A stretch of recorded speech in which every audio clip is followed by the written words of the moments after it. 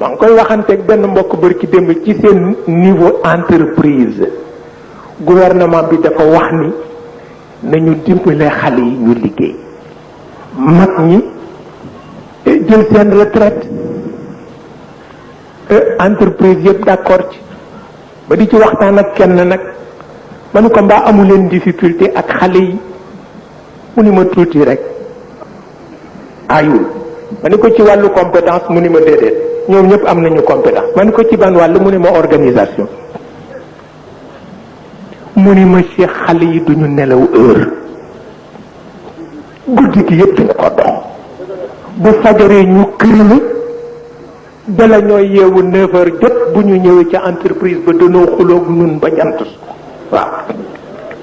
parce que yaram dafa am lu mu àttan ki nelawul guddi du neex bëccëg te du neex deret bëccëg amul warante ki nelawul guddi du neex deret bëccëg kenn mënu ca dara waaw waaw ci xuloo rek lay dëkk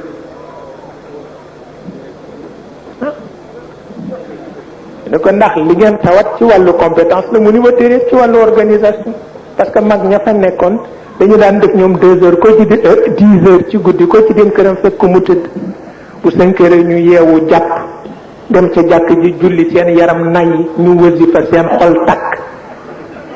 ñu jàdd seen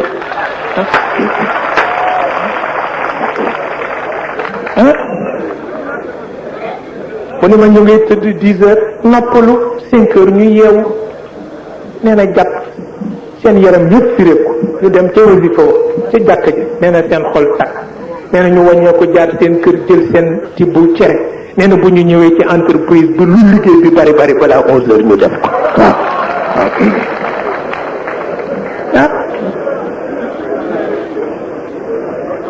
waaye bëgg tëdd 3 heures du matin bëgg yeewu 9 heures sangu fi takk fi sa cravate balaa sotti 10 heures di jot nga jóge fa mel ni prince mbaa mel ni jeune Hallyday boo dikkee ku la ni sa bët bi suufa ngi ci nga ni ko tey ma rayanteeg yow entreprise ba dootul dox ci suuf la jëm ci suuf la jëm bu dee pays sous-développé nag nga xam ni tout est foutu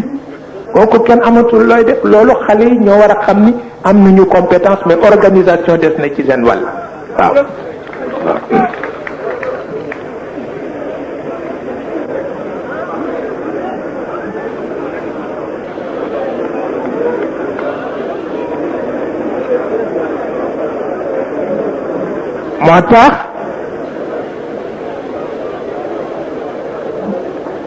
moo tax Ahmad Shawqi wax na ko Ahmad Shawqi nee na